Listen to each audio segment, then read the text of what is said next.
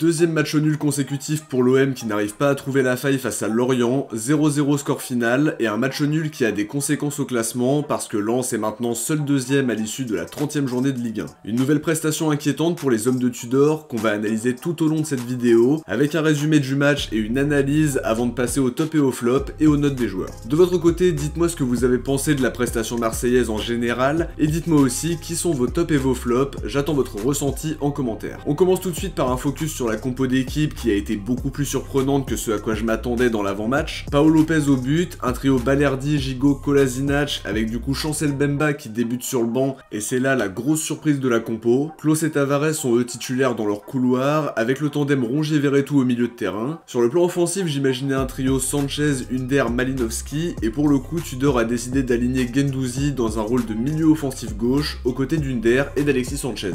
On passe à l'analyse avec un focus sur une première mi-temps qui est loin d'être mémorable, ça a même été d'un ennui total avec peu de situations chaudes des deux côtés. Comme on s'y attendait, Lorient a su se montrer dangereux en phase de transition, mais ils ont manqué de tranchant. C'est notre chance dans cette première mi-temps parce qu'il y a eu la boulette de Balerdi, et derrière Gigot vient gêner Fèvre in extremis. Il y a eu la frappe de Fèvre après le coup franc d'Aouchiche, tranquillement arrêté par Paolo Lopez, et il y a eu aussi la projection d'Aouchiche qui a été lancée sur son côté face au duo Gigot-Balerdi qui reculait un petit peu trop. Côté marseillais, il y a eu la frappe d'Under après le bon travail de Sanchez, c'était même notre seule frappe jusqu'à la 35e, et derrière il y a eu la double frappe de Balerdi dans la surface. On peut rajouter le centre de Klose et la reprise de Tavares qui est contrée, ça n'empêche qu'on a quasiment rien proposé dans le jeu offensif, peu de combinaisons malgré un Sanchez inspiré qui était très propre techniquement, mais mal entouré entre des pistons qui n'apportent pas grand chose, Guendouzi qui avait l'air perdu tactiquement, et Under qui fait toujours les mauvais choix alors qu'il y a clairement mieux à faire. Lorient a bien bloqué nos pistons, et finalement on se rend compte que si nos pistons ne sont pas dans le confort absolu, ils apportent très peu.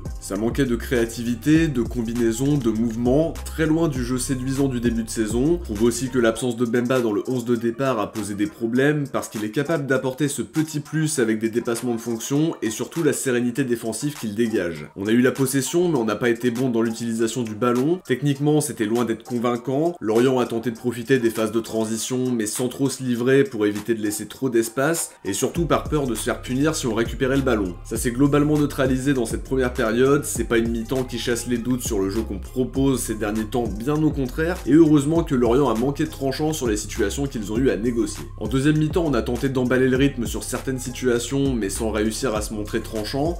Côté Lorientais, Meïté a fait un très gros match pour nous contenir sur la plupart de nos occasions. Tout ce qu'on a tenté n'a rien donné ou presque avec un gros déficit dans la dernière passe et dans le dernier geste. Techniquement, c'était toujours pas ça et visiblement ça devait plaire à Tudor qui a attendu la 80e pour faire 3 changements avec les entrées de Malinowski, Bemba et Vitinha. Un changement trop tardif à mon goût parce que tu peux pas attendre aussi longtemps alors que l'équipe galère. Il a dû estimer que l'équipe allait continuer à pousser mais on avait besoin de 109 et finalement de corriger la compo de départ. Guendouzi un cran plus haut, c'est jamais vraiment concluant à part pour installer un pressing haut. Offensivement, c'est vraiment pas à la hauteur et il est sorti qu'à la 80e. Under, c'est très actif et ça peut impulser quelque chose, mais c'est pas assez fort dans la zone de vérité. Il y a un déficit de statistiques énorme et pour le coup, il est resté jusqu'à la fin du match. On n'a pas vu beaucoup d'amélioration dans l'aspect offensif, toujours la même pauvreté dans le jeu, et ce qui est inquiétant, c'est de revoir match après match la stérilité offensive, de revoir des choix étranges dans les compos du coach, de voir surtout que Tudor reste hyper entêté et qu'il arrive pas à trouver la solution. C'est encore pire après sa fameuse déclaration où il expliquait qu'on avait fait une super semaine à l'entraînement et qu'il avait hâte d'être à dimanche pour voir les résultats. Ça donne un match nul à l'extérieur, un deuxième match nul consécutif en championnat alors que Paris et Lens ont gagné ce week-end.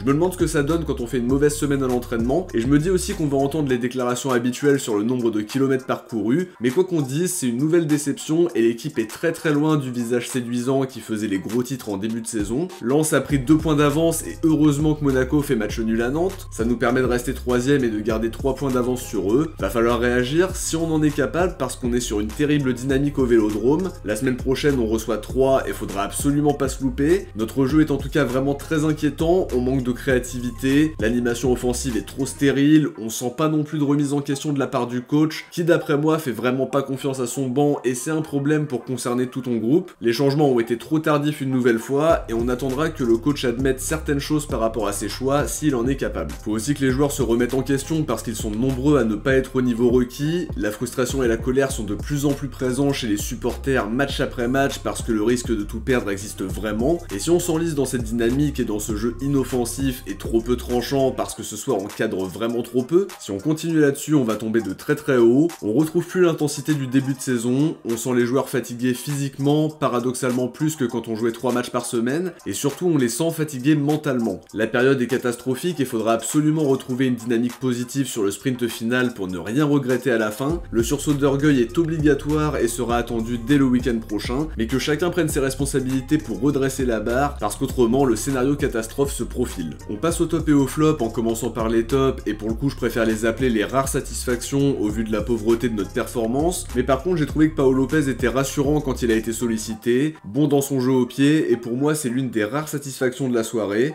Je vais ajouter Alexis Sanchez qui a pas été hyper bien entouré offensivement, mais qui a été très propre techniquement avec des appuis qui font rêver. Il s'en est bien sorti face à Meite qui a sorti une très grosse performance ce soir. Dommage de pas l'avoir vu aux côtés de Vitinha, mais en tout cas il a pas démérité. Dernier top que je vais citer, c'est Sead Kolasinac qui a été le meilleur défenseur marseillais ce soir, et l'un des meilleurs olympiens en général. Il a tenté d'impulser quelque chose en combinant sur le côté gauche, même si derrière ses centres n'ont pas forcément trouvé preneur. Je l'ai trouvé solide et bon dans l'impact. Côté flop, Jonathan Klaus n'a pas fait un grand match une nouvelle fois, pas toujours juste techniquement avec quasiment aucun centre qui passe et peu impactant offensivement. Même chose pour Nuno Tavares qui était un peu mieux en deuxième mi-temps, mais ça reste toujours trop brouillon. Il a perdu beaucoup de ballons en première et c'est toujours aussi frustrant de le voir jouer parce qu'il commence bien les actions et il y a toujours un moment où ça foire par une erreur technique ou le mauvais choix. Under fait aussi partie de cette catégorie parce qu'il est capable d'impulser quelque chose, mais il est pas assez précis dans ce qu'il entreprend dans les zones dangereuses, il fait souvent les mauvais choix et il y a finalement que l'aspect effort qui vient sauver la plupart de ses matchs, et ça devient vraiment problématique alors que dans le même temps, Tudor lui maintient une confiance quasiment sans faille.